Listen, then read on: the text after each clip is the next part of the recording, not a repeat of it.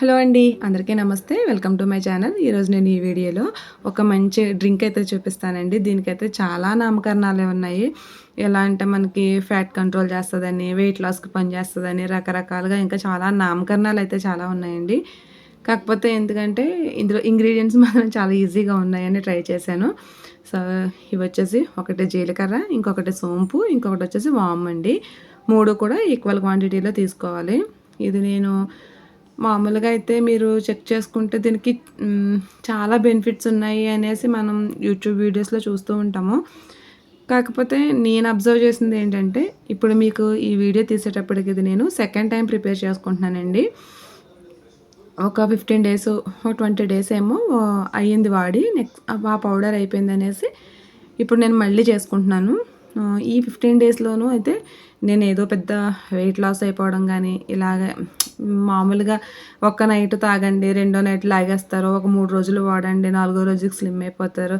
ఇలా ఏం కాదు కానీ కొన్ని బెనిఫిట్స్ అయితే నేను చూశానండి.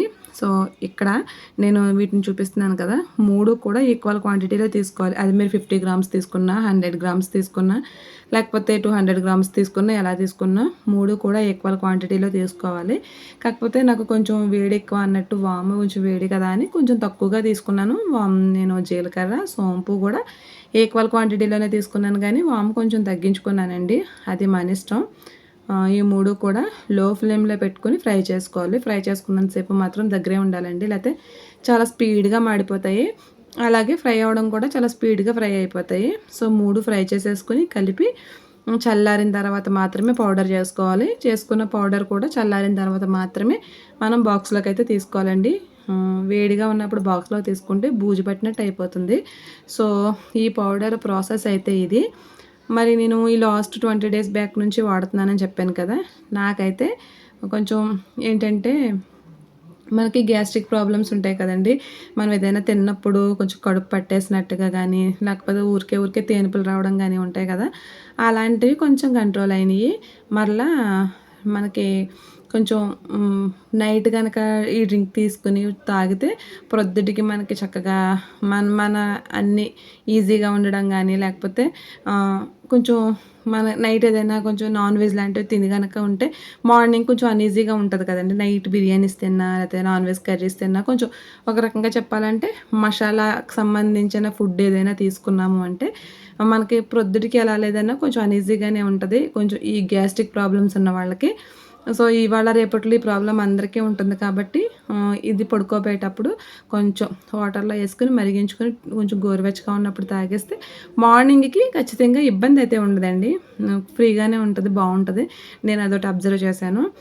3 కూడా హెల్తీ ఐటెమ్సే కాబట్టి ఈ డ్రింక్ తీసుకోవడం అనేది మనకి అప్పటికప్పుడు జరిగిపోకపోయినా కూడా మనం రోజు ఉండేదానికంటే కూడా అంటే మనం రోజు నార్మల్ వాటర్ తీసుకొని ఫుడ్ అంతా తినేసి కొంచెం ఇబ్బంది పడుతూ ఉంటాం కదండీ మసాలా కర్రీస్ తిన్నప్పుడు. ఆ ఇబ్బందనేది కొంచెం తక్కువగానే ఇబ్బందనేది ఉండకుండా మనకి డ్రింక్ తీసుకోవడం వల్ల బావుంటదండి. నేనైతే అది అబ్జర్వ్ చేశాను.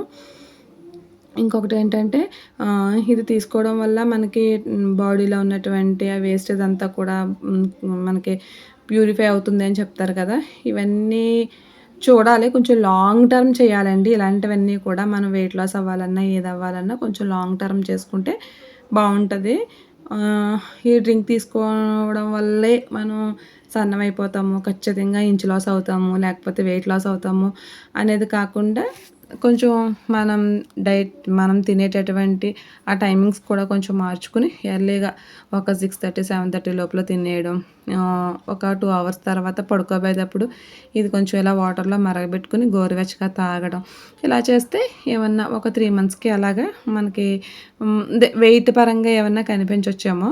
కాకపోతే మనకి ఈ వెయిట్ లాస్ అనేది ఈ ఒక 20 డేస్ తాగిన తర్వాత, ఒక 1 మంత్ తాగిన తర్వాత వెయిట్ లాస్ అయిపోవడం, సన్నగా కనిపించడం అలా ఏముండదండి. మనం కాకపోతే హెల్త్ పరంగా కొంచెం హెల్తీగా డే అనేది మనకు కొంచెం హెల్తీగా స్టార్ట్ అయ్యింది అనేది మాత్రం ఖచ్చితంగా తెలుస్తది. డైలీగా ఒక 15 డేస్, 20 డేస్ వాడేటప్పటికి మనకి అలవాటయిపోతదనమాట. కొంచెం ఫ్రీగా ఉన్నట్టు అనిపిస్తది. సో, నేనైతే అబ్జర్వ్ చేసింది ఇదండి. ట్రై చేయొచ్చు. 3 కూడా హెల్త్‌కి సంబంధించి మంచి ఇంగ్రీడియెంట్సే కాబట్టి ఖచ్చితంగా చేయొచ్చండి. సో, నా ఎక్స్‌పీరియన్స్ అయితే అది 20 డేస్ నుంచి. కాకపోతే హెల్త్‌కి సంబంధించింది కదా అని కంటిన్యూ చేస్తున్నాను. సో, ఇదొచ్చేసి మార్నింగు కొంచెం వెదర్ అంతా చేంజ్ అయిపోయింది కదండీ!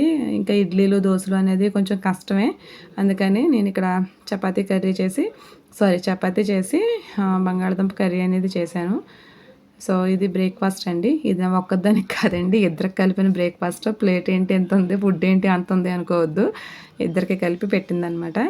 సో, మార్నింగు మనకి చపాతీలు చాలా మెత్తగా రావాలి అంటే బాగా పిండి అనేది గట్టిగా కలుపుకొని ఎక్కువసేపు మదాయించుకుంటే స్మూత్గా అనేది వస్తుందండి చపాతీ అనేది. నేను ఇంకా అవన్నీ కలపడం చేయడం అంతా అయితే తీయలేదు.